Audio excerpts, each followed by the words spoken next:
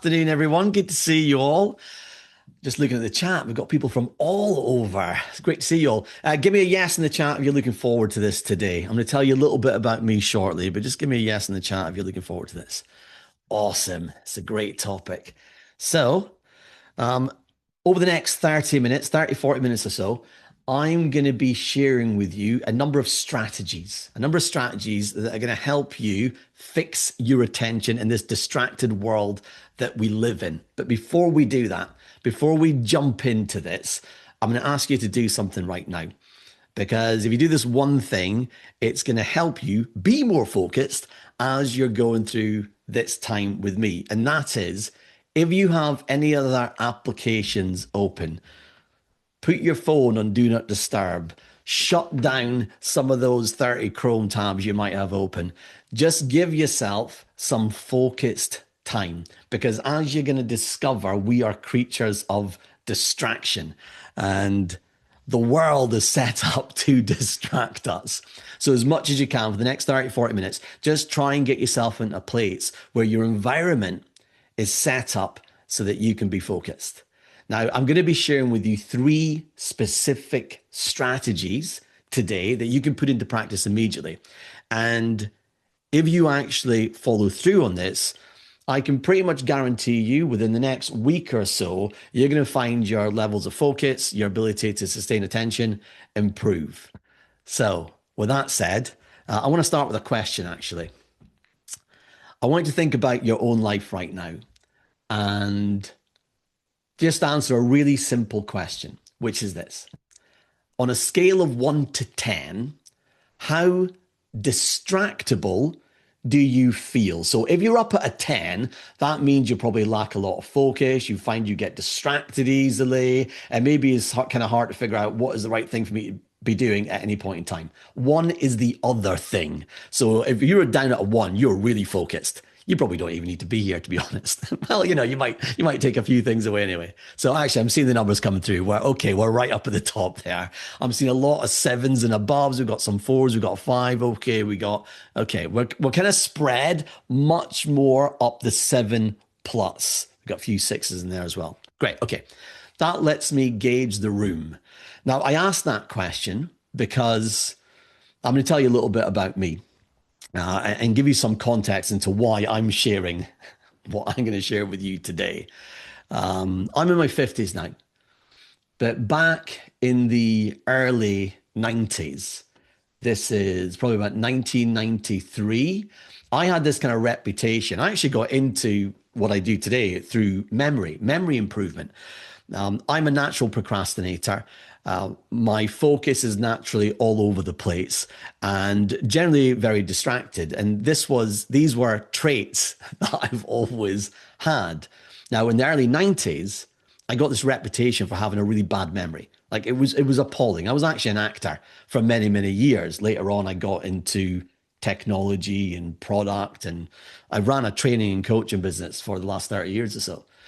But early on, when I was an actor, people used to make jokes about my memory. And that was until a good friend of mine, his name was Steve Rogers. I shared a flat with him. He shared one technique with me, and it literally changed the course of the next 30 years.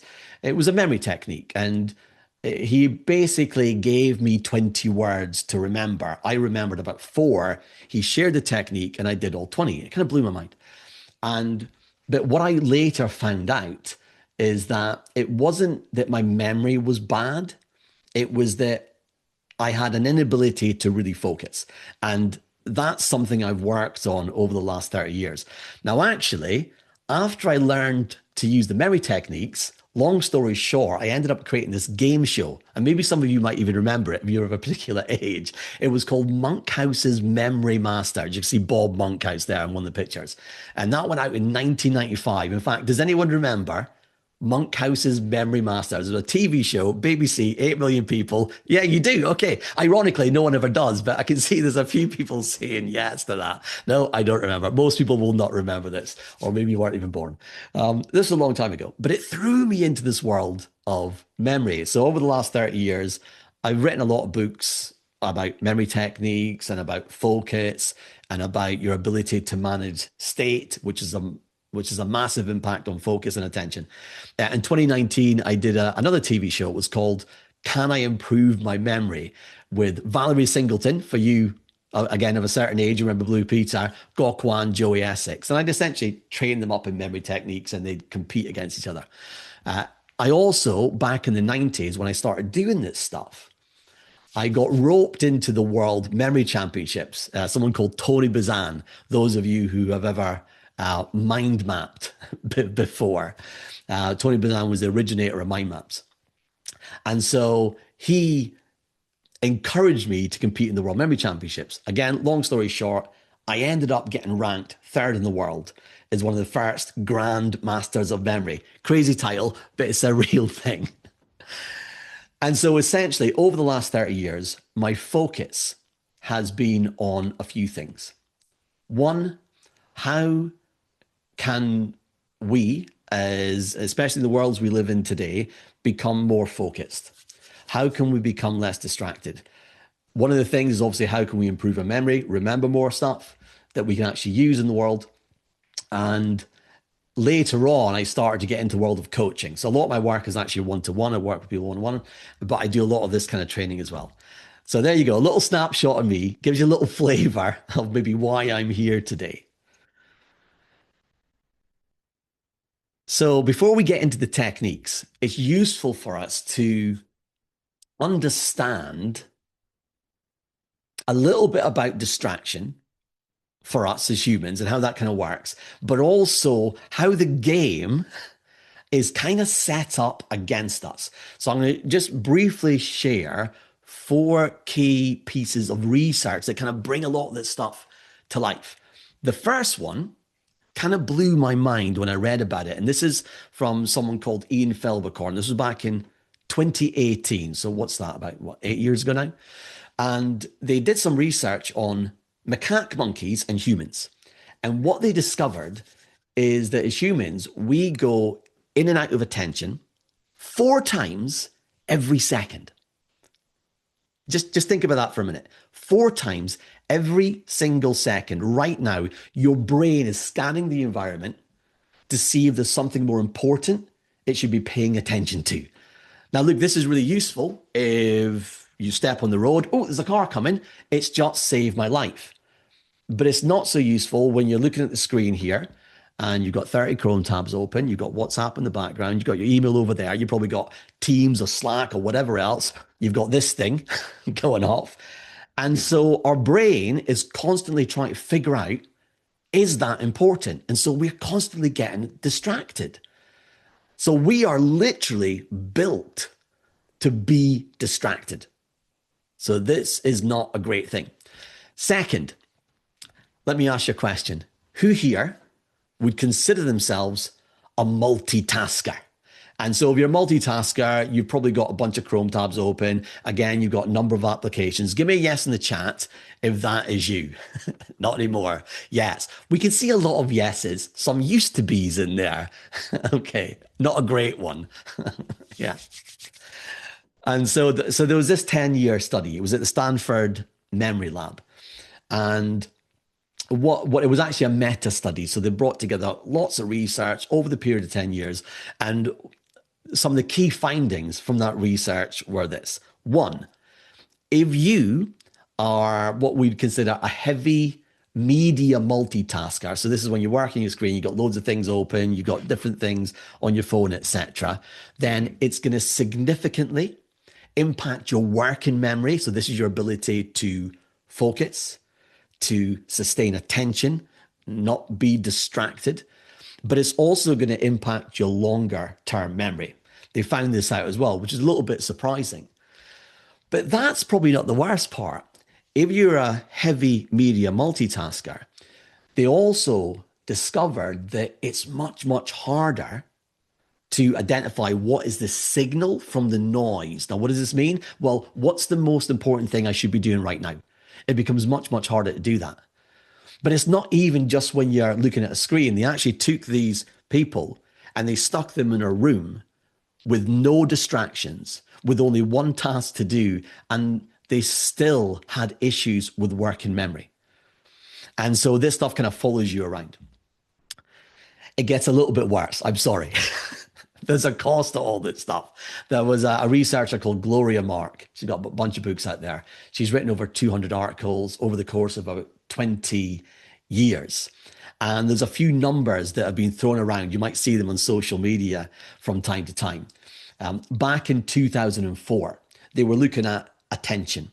Now, Gloria Mark, she's done a number of studies where they go into the workplace. She did a very well-known one at Microsoft. And they essentially follow people around with clipboards and stopwatches and various things like this. And what they discovered is back in 2004, when it came to people's attention, and this is what they were looking at, screen attention, it was about 2.5 minutes before people would get distracted, i.e., before their attention would get hijacked. By 2016, that went from 2.5 minutes down to 47 seconds. So just think about that for a minute. Every 47 seconds, there was something trying to hijack your attention. It could have been an email. It could have been a ping on WhatsApp. But again, that wasn't the worst part. They found that 44% of those distractions, actually, so that's nearly half of those distractions, people were doing to themselves. So they'd be working on the screen and they'd think, oh, I need to do that email. Anyone ever done that? Give me a yes in the chat if this is you. You're going to recognize this behavior. And the numbers is pretty much the same now. There was another study by the Nielsen Group last year that put it at 43 seconds. It was a different type of study. But essentially, we get distracted a lot and we're usually interrupting ourselves when we're doing it. Now, there was a second part to the research that Gloria Mark did, which came up with this 23-minute number. And again, you might have seen this over the internet because it's kind of talked about a lot. And it's this idea that once you get interrupted from a task, it takes you about 23 minutes to get back to that task. Now, sometimes this is misquoted and it sounds like it takes you 23 minutes to get back into a focused state. This is not what it is. You can get focused very, very quickly. I'm going to show you how to do that today. It's more about if I'm working, let's say, in a PowerPoint right now, I'm working on a project, someone comes up to me and says, hey, Mark, can you help me with this? I go off and do that thing. When I come back, most people, tell me if you recognize this within yourself, end up doing 2 or 3 tasks before they actually get to the thing they were working on. So they might go, oh, actually, before I start this, I'm just going to send this email and, oh, I need to do this thing on WhatsApp and, oh, I replied to that person on Slack. On average, it takes 23 minutes before you get back to the task. This is not a great picture, right? Now, there's one more study, and this is a pretty recent one, last year, in fact, 2025. Over the last 4 years, they took over 8,000 children between 9 and 10 years old. They followed them, their usage of social media over the course of 4 years. And what they discovered, it's when I look at this, I've got kids. My kids are a little bit older now, and I guess I was lucky they were never really into social media. And this wasn't about gaming, screens. None of that had an effect, but social media had a significant impact. And what they essentially saw is these children started to demonstrate the same kind of symptoms as someone who has ADHD. So it was a lack of focus, a lack of ability to sustain attention, more distracted. Now, I couldn't find a study that did the same things with adults, but my suspicion is if you think about social media for yourself, you can probably feel the same draw. And the thing is, it shows up even when you're not using social media. So if you get kids using it, they're on there and it's quite addictive. It's like jumping into a casino and playing one of the slot machines, right? It's very, very addictive. But also what they found is even when they weren't using social media, they'd be thinking about social media. Has someone replied to my post? Have I got any likes? It was constantly there. Anyone kind of recognize this stuff? Just give me a yes in the chat if this can make sense. So how do we summarize all this? Well, we are creatures of distraction and we are living in a very distracted world. In fact, if you look at this, you think, well, what the hell do we do? The world is set up. The game is rigged. It is literally like being in a casino. Like the house always wins. I've got good news. This is not all bad because there's things that you can do. There's things that you can do. I'm going to share with you right now. They're very, very simple. and they allow you to take back your attention, to increase your levels of focus, to cut through the noise. And, I started doing all that stuff for myself first, because I said at the beginning, my natural state is lots of things in my head. So I've had to find ways for myself to become very focused over the years. And so these strategies work for me, but they've also worked with, I don't know, probably thousands of people that I've worked with over the last 30 years. So just before I share them with you, there is one last thing I need to say, and this is the chasm. And you can tell me if you recognize the chasm. And it's this idea of when people are presented with information. This happens a lot in training, actually. There are some things which are completely unknown. Now, this can be exciting because you go, oh, I've never heard of that before. Oh, I wouldn't mind giving that a try. And sometimes you go, oh, I don't know if that'll work for me. Either way, these are unknown. And this is at one side of the chasm. Across the chasm, we have two things. The first thing I like to think of as the danger zone, because it's recognition. And this, I think this is probably because of social media, partly, it's pretty rampant. And this is where you see something. Let's just say this is a technique. It's an idea. It's a strategy. Sleep is good for you. All right, okay. Yeah, I know that, right? And you recognize this idea and you kind of feel that you know it, but actually you don't really know it to a level of detail where you could explain the workings of that to someone else. As Einstein would say, if you can't explain it to a 6-year-old, you don't understand it yourself. And I think the world we live in, a lot of what we see, we maybe recognize and maybe not know. Just give me a yes in the chat if any of that kind of resonates. Maybe you've kind of been there yourself. Now, then you get to the other part where you do actually know something. In fact, you know at a level of detail, you could explain it to someone else, but you're not putting it into practice. How many people here have got things that you know you should be doing, but you are not following through on every day? Anyone here in that position? My suspicion is probably quite a lot. And so part of the work that I do isn't just sharing a bunch of techniques and strategies. It's helping people to integrate the things that they know they should be doing in their life. In fact, as a coach, that is your gig, because most people have quite a lot of information, a lot of knowledge. They're maybe just not using it. Okay, let your ears breathe for a sec. Strategy number one. So who here, in fact, let me figure out how to answer this question. If you recognize this strategy called priming, just say recognize in the chat. And if you know what priming is, i.e. you could explain it to, let's say, a friend, then say, I know it, or something like that. So either you recognize it or you know it. So if you know it, you could explain this to someone else. Maybe for a lot of you, it's completely unknown, it's new. Fantastic. Okay. Okay, so that starts to give you a gauge of it. So priming, it's actually talked about a lot, priming. And it's this idea. Priming, it's an implicit type of long-term memory. So there are about 6 types of memory. And, I literally got into this whole space through memory, but it wasn't just how to remember as a memory techniques. It was various other types of memory that impacts how we show up in the world. And priming is probably the most powerful one because it's the stuff that lives under the surface and it impacts what you pay attention to, what you remember, the decisions you make, and the actions that you take. It is literally everything. And so you are being primed every single day. When you see that advert on Instagram, you've seen it 10 times before you recognize you've seen it.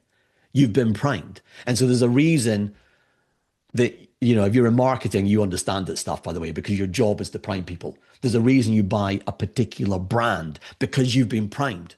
And when you're primed, what's actually happening is your brain is tagging the thing that you're primed for and saying, hey, this is important. If you see anything like this, I'm going to alert you. I'm going to let you know this thing is over here. I'll give you a real example. And maybe you've had a similar situation. I remember this was years ago. We just had a third kid. My boys are all older, and I've got three boys. And we bought a red Citroen. It was a seven-seater. There was just too many of them. And I drove home. I parked the car, this red Citroen. I got out of the car and I went, oh, my neighbor, literally right across the road, directly opposite me, had a red Citroen. Exactly the same car. I had never ever seen this. But because I bought this car, my brain had said, oh, this thing is important. And then I saw the thing. Anyone ever had that? Anyone ever had it before? Where you buy something and then you see that other people have the same thing. This is because you're primed. Let's try something. Same with my car, Charlotte. Nice.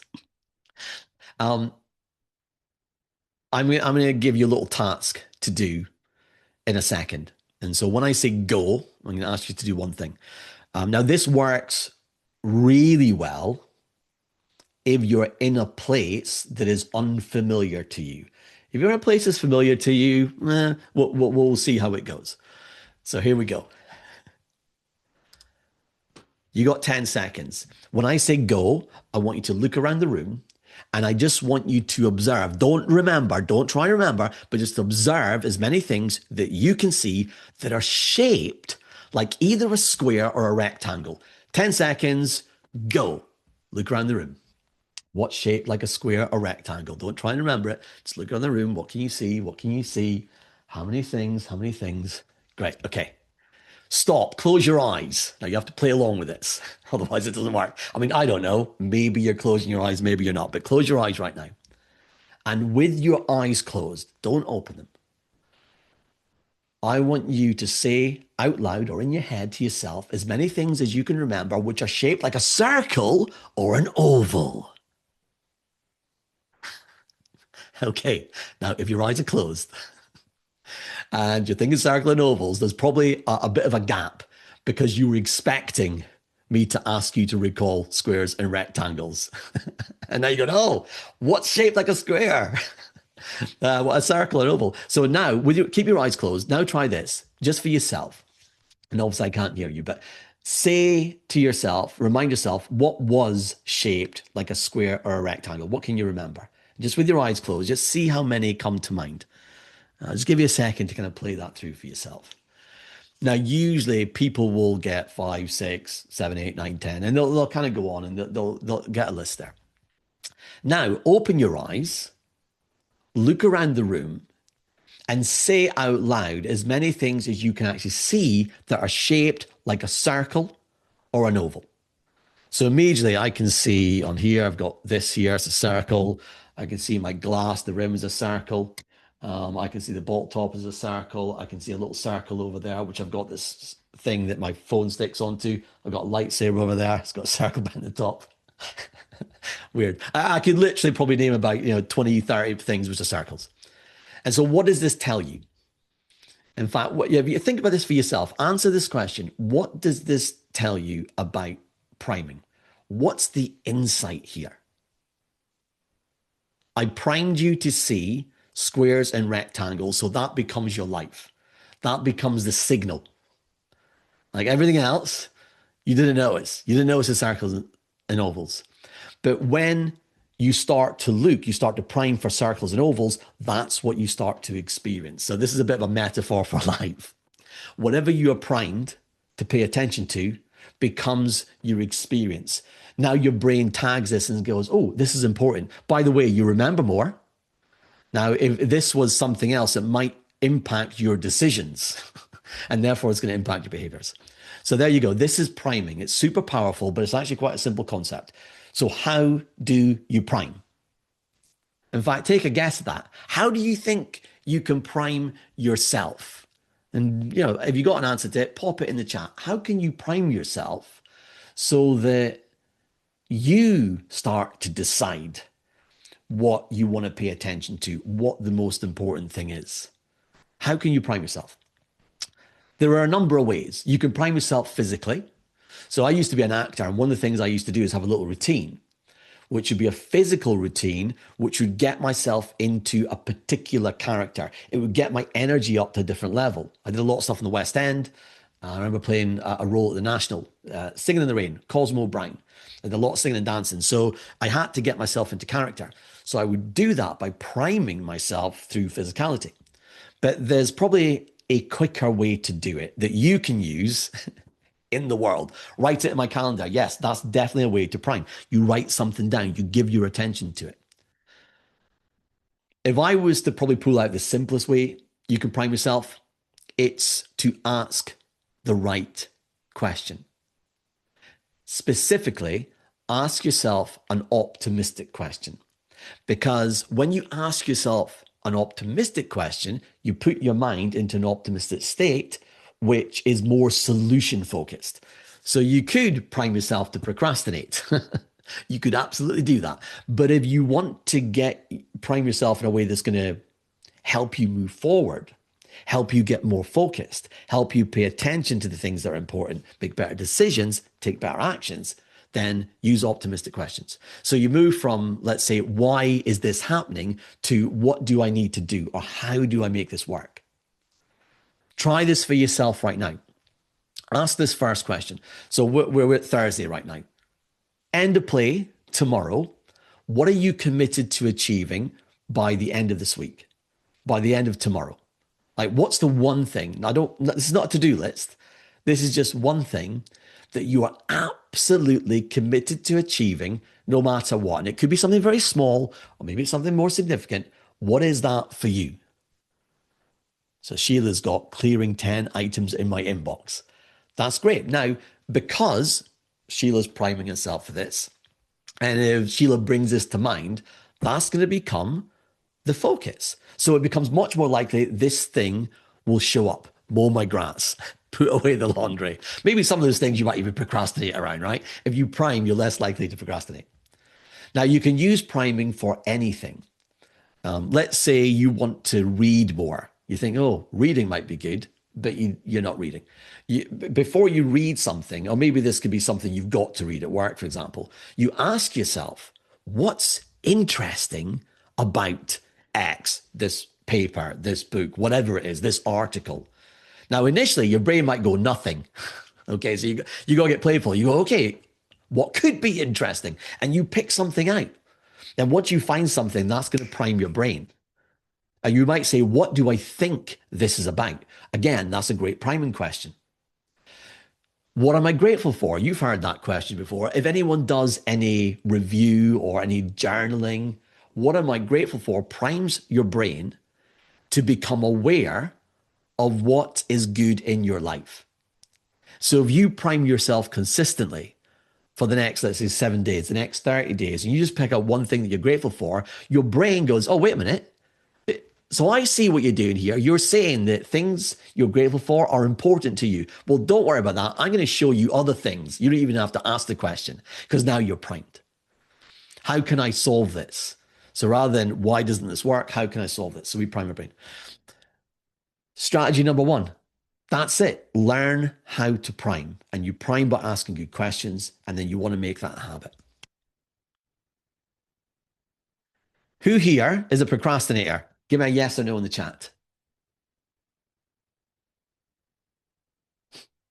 Okay.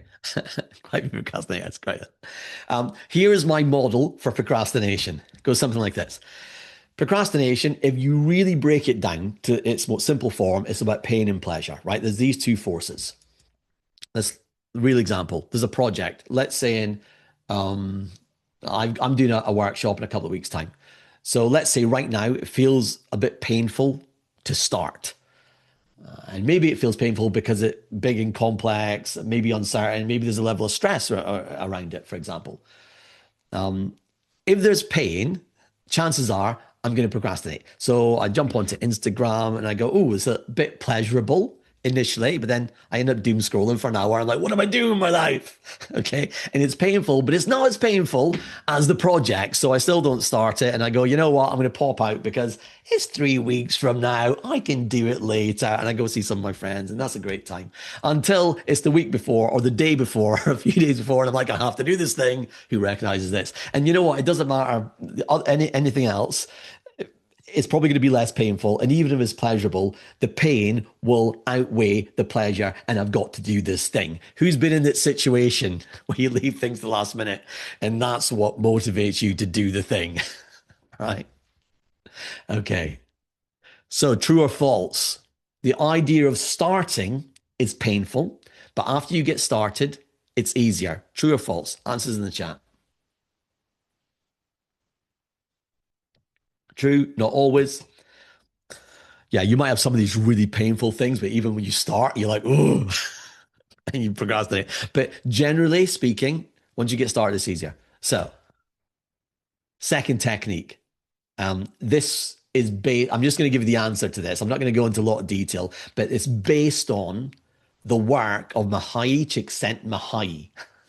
And him and his team, this is over 40, 50 years of research. Him and his team actually coined the word flow. And when we talk about flow, the best way I always think to imagine it is go back to when you were a kid and you were playing and you were completely in the moment. Time doesn't exist. You don't need a reward to motivate you. The thing itself that you're doing is motivating. Everyone recognize that? So that is flow, completely in the moment. We kind of find it harder as we get older to maybe get into that state. So I'm going to share with you a strategy that lets you get into that state very, very quickly. And is based on Mihai's research. And it plays to one key idea, which is this. If you want to get into flow, what you really want to be able to do is play with the levers of challenge. What does this mean? Well, if you are if you want to do something, but it feels big and complex and difficult and painful, or maybe it causes you stress, you want to find a way to lower the levels of challenge. Like it just needs to feel easier. Now you can look at the opposite side. If you've got something which is boring as hell, like you look at it and go, oh, can't be bothered. Or, I don't want to do this thing. I know I have to do it. I don't want to do it. Then if it's, that means it's got no challenge. So you want to increase the challenge. So something's boring, make it more challenging. Something is causing us a lot of pain, it's too big, stressful, make it smaller. That's it. That is literally the idea. And then what you do is you incorporate a few other elements. You ask yourself a primer question, what do I want to achieve? And then you also ask yourself a different primer question, which is why is it important? And what you're trying to tap into is the emotion, because motivation lives in the emotion and what's great about it. So here is the little habit you can try. And I've been using this for years and it works pretty much every time. And it's this. You first of all need a hack. And so I have this physical timer. I've also got an app that I use that kind of tracks everything. But with this, you basically want to set a timer because this builds a constraint. So I go, boom, 30 minutes. This is me hacking procrastination because we said, true or false, once you get started, it's easier. This is me getting started something. Now, I don't know what it is yet, but I went, oh, I've got 30 minutes. Okay, I've just made a game out of whatever's going to happen next. I've got 30 minutes and I ask myself, okay, I've got this big project to do, a big workshop in 3 weeks. What can I achieve in the next 30 minutes? Right? And then I go, okay, what doesn't feel too much? Can I create an outline? Yeah, I can do that. What, just an agenda? Can I do that? Can I take a guess at what the agenda could be? I can do that. If I do that, how am I going to feel? I feel like I've started. I'm going to feel really good. Great. Boom. Off you go. That is it. That is the routine. That is the hack. You start your timer. You hack procrastination. And then you use Mahai's model to start to get yourself into a focused state. What can I achieve in the next 30 minutes? Why is it important? Why is this great? How's it going to make me feel? And then off you go. Yes, Pomodoro technique was based off of this type of research, Stefano. So that was created in the 80s. But that principle stands the same. If you create that time constraint, and it could be 30 minutes, it could be 90 minutes. In fact, the ideal time for us to focus is about 90 minutes. So if you do Pomodoro, you can run three of those back to back, all good. The little breaks actually help with consolidating learning. Little aside there. Okay, next question. Do you meditate? Yes or no in the chat. Do you meditate? Are you a meditator? No, so we've got some yes in there. Sometimes looks like most no's. Not often. Okay, great. So this might challenge some of you here. So I mean this in a very positive way. I always think the question isn't should I meditate? It's what do I need to do to start meditating? And the reason I say this is there is just too much research out there that validates the value of meditation. There's way too much to argue against whether it works. It's not about whether it works. Yes, it works, and it works in many different ways. Whether it's your memory, whether it's your working memory, whether it's your focus, whether it's your ability to regulate your emotions, improve your sleep. Like the stuff works. But the real challenge is, okay, how do you actually have it show up for you? And also, it can feel hard because people have misconceptions about what meditation is. I can't sustain focus. Well, it's not about that. In fact, if you set the game up like that, you're going to feel like you're failing every single time you meditate. So we need to kind of rethink about what meditation means to us and then find a way to practice it that's going to add some value.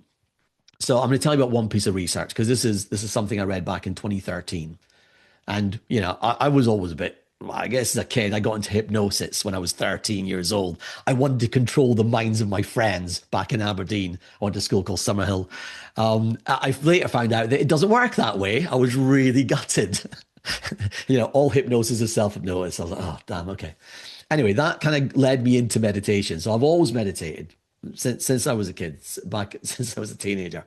But in 2013, I read a little bit of research by Michael Razek, the University of California. And it was when I was writing my second book, the memory workbook. And they essentially had two groups, a group that they put through 2 weeks of nutrition study and a group that went through mindfulness meditation, a particular form of meditation. And the results were pretty amazing. After just 2 weeks, 8 sessions of a little bit of mindfulness meditation throughout those eight sessions, not only did the students' working memory improve, they were less likely for the mind to wander. They were more focused. They got better results in their exams, like crazy. And if you dive into the research, there's loads of it out there. So I'm going to give you two options put on the table. You can choose to pick these up or leave them where they are. It's entirely up to you. But a great way I find to get into meditation is to do one of the simpler mindfulness meditations, which takes less than 3 minutes. It's called the 3 minute breathing space, but you can do it in 60 seconds. And you don't need to be sitting down. You can do it when you're walking in the kitchen, making a coffee, whatever it is. It's very, very simple. It works like this. And so you might want to make a few notes for this or just imagine it in your mind. Step one, all you do is you ask yourself, what's happening in my mind and body right now? In fact, ask yourself right now, what's happening? Maybe there's some thoughts there. Maybe you're feeling a certain way. Maybe it's quite neutral. Maybe there's some tension in your body. You just become aware. Crucially, you're not trying to change anything. You're not trying to influence. You just becoming aware. What this is really doing is allowing you to become very, very present. And then what you do is to go to step two. Step two, you bring your attention wherever it is, and you bring, it's like a spotlight. You bring the spotlight of attention to the breath, going through your body deep into the abdomen. So it's like one of those belly breaths, the diaphragmatic breaths. And you let the breath go in, and then you just let the breath go out, and you do it in a very natural way, in and out through your nose. And you just breathe, and you give your attention to your breath, and you stay there for, I don't know, about a minute or longer if you like. Now, many people, when they first start meditating, feel like they fail because they say, oh, my mind's wandering all over the place. Well, that's okay because it's kind of what it does. We've already talked about our creatures of distraction, how the game's set up against us.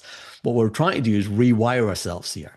And so when your mind goes off elsewhere, that's okay. Don't beat yourself with a stick, metaphorically. Notice where you've gone and go, oh, I'm thinking about something else. That's okay. And just then bring your attention back to your breath. This might happen 100 times in a minute. Don't worry about it. That is the game. This is the game that you're playing. Now, over time, you'll find that you will have periods when you sustain attention much, much longer. The third step is you just do step one again. Bring your attention back to your body. So step one, what is happening? Step two, breathe. Every time you wonder, bring your attention back. Step three, become aware of yourself again. That's it. If you do things like yoga, Tai Chi, Qigong, like all these practices usually have some kind of meditation built in. There are different ways to meditate. Get yourself on, I've got an app called Brain FM that I use all the time. It's actually good. You can actually combine that with the flow strategy. And so, look, whatever works for you, use it, whether it's guided or whether you do it yourself. The second one I'm just going to mention here, and very briefly, was a 13-minute focus meditation. It was Wendy Suzuki of the Suzuki Lab, and this has been proven to increase your levels of focus. You do it over 8 weeks, and it's a bit of a challenge, so I wouldn't really start here. You do 13 minutes of focus meditation. You give your attention to a spot about an inch behind your forehead, and you just breathe for 13 minutes with your attention here. As you can imagine, your mind is going to wander all over the place. But at the end of 30 minutes, you do that every day for 8 weeks, you're going to see significant improvements in your ability to focus. There you go. So I've gone over time when I thought it would, but there you go. That's fine. So here's the takeaway for you, and here's the challenge, and then we can get into a few questions if you've got any. How do you integrate these simple ideas in your life? Because if you think back to that chasm, with everything we've gone through, some of this has started to become knowledge. In fact, some of it might go, I get that. That makes complete sense. Actually, I even want to do it. Great. So now what you want to do is condition yourself to respond. Conditioned response is a different type of implicit long-term memory. It's how we create habits. Everyone heard the story of Pavlov's dogs. So the dogs eat some food, Pavlov rings a bell. Eats the food, rings the bell. Eats the food, rings the bell. Rings the bell, dog salivates. Boom, there's an association. It's how we work as humans. It's how we create habits. And so if you want to make these 3 simple activities a habit, then you want to associate it to something that you already do in your life, something that is already a habit. So for example, let's say you're eating your breakfast, a bit like Pavlov's dogs, right? And you think, you know what, after I eat my breakfast, when I eat my breakfast, and maybe after you finish it, I'm just going to ask myself, what's the most important thing I want to achieve today? Primary question. If that happens every day over the course of a week, it's priming your brain, one, to ask this question, but it's also reminding you that priming is a great strategy. And so imagine what would happen if you do that for just 7 days. I mean, even more than that, imagine if you did this for a month. It starts to change what you pay attention to without having to think. Second, flow. After you find yourself sitting down to work, maybe a chunky project, all you have to do is start a timer. That's it. That's what you'd consider maybe a tiny habit. If you know any of BJ Fogg's work, I worked with BJ about 10 years ago. So a lot of my work is on behavior design. How do you integrate this stuff? Thirdly, think about a moment that would be good for you to meditate every day. So maybe there's a point in the afternoon where you always go get yourself a cup of tea or a coffee. So you think, you know what, after I start making this coffee, I'm going to take just 60 seconds to just become aware, take a few breaths, and then do this little bit of mindfulness meditation. And so the challenge that I'm popping out here right now is think about 3 moments every day in your week where you could attach these behaviors to prime, to get into flow, and to meditate. Once you've designed that in your mind, you then want to go experiment. See what happens. Can you make these three simple things show up over the next week? If you can, then chances are you're going to start to become more focused. You're going to feel yourself becoming less distracted, and you're probably going to focus on things which are more valuable.